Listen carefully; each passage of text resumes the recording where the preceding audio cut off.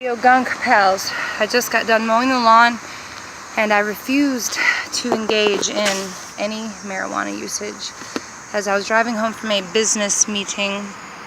Well, it really was, but I gotta downplay it. I literally listened to less than 3 minutes of, I don't know if it was an older no, it was, it said on my fucking radio player, Bobo Recap.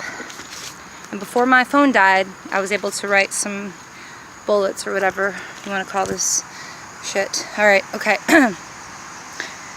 First of all, Fred and his birthday. Good friend to the show, he calls Fred. Now, there's a ton of mixed reviews about Fred. God, this is going to be long, but here we go. Fred laughs too much. Fred doesn't say enough. Fred is creepy. Fred has the easiest job. You know what?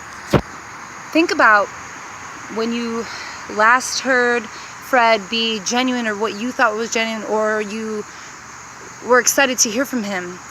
And that was when Artie was on. Why? Because they both had, Artie had an amazing archive memory of different years in comedy or movies, and Fred and him, if you watch them, they always looked at each other, and Fred genuinely laughed, like hardcore laugh. And okay, this is going to take me to, why is Fred so quiet and, whatever, fuck everybody. I'll tell you why, okay? As children, when they act up, why is it? It's 9 times out of 10 to get their parents' attention.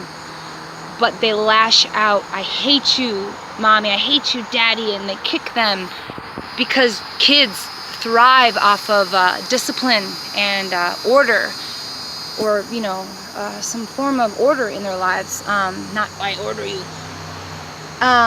Also, I was talking earlier to someone today, why is it that there's some jobs I don't give a shit about? Because I like having someone above me that's like, that looks like shit, redo it, or that's wrong, like this is how it needs to be done. Like, I want someone to help me be better, as opposed to just let me send shit out the door, or whatever, the basic bare minimum. It's not that Fred is like, fuck the viewers. He is literally completely okay. When you heard Howard give his fucking the sex parody and said, there's barely any to Fred, but he played the one, and of course he brought up the uncircumcision and whatever. It was still a diss within a compliment. It's not that I heard Fred like, fuck you, barely react. It was more like a Eeyore, like, there's nothing, I'm sad, this job blows, I'll pretend, I guess, to be appreciative, but it was just more like his heart was kind of sunk. And I remember the one time I heard Fred come clean to Howard and said, I genuinely don't think you like me. And if you think about it, just like Benji, Howard has never given Fred, let's talk to Fred. It's always been an intro, a very word-filled, painting a picture of, I'm going to let you know who he is before you can determine for yourself who Fred is introduction. We always saw Fred as weird, but really, honestly, Fred was like the most sane one, and the one I'd want to hang out with the most, you know what I mean? But he always had to say how weird Fred was, and Fred actually told him once, I don't believe you like me. And Howard was like, why? Because of the video I made about you named Fred? And he's like, no, it's because you say these things about me. And he was being honest, and Howard didn't absorb it, and that was it for Fred. He's a man of few words, and he barely talks as it is. So when he's bearing his heart to you, like, you should listen, but Howard did not.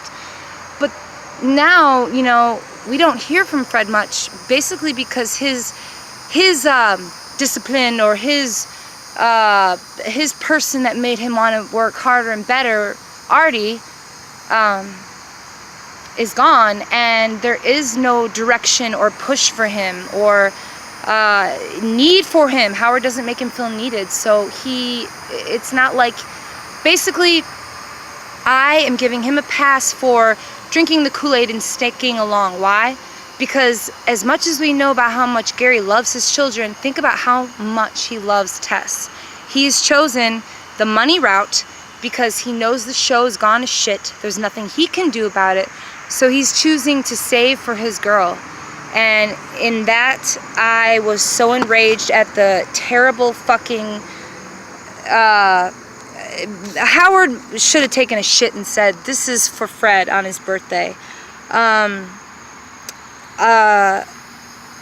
It's just, I don't know, I think we should cut him a little slack, dude. I mean, when you have basically nothing to give you a pat on the back, or, I don't know, I chose to do this completely without medicinal, because I'm going to say, fuck it, I'm letting my, mental disorder, whatever, my fucking crescendo or illuminated thoughts run rampant and brain vomit, because I've been on these forums for a couple months now, and it just hit me why I'm here again. I've been bullshitting and writing dumb shit, but you know what, now, today, it really reminded me why I'm here. Because if I were listening to this and did not have Radio Gunk, I don't know what I'd do. So, thank you, Radio Gunk. Thanks for listening to this fucking 7-minute video. And, yeah, love you guys. Bye. Deuces.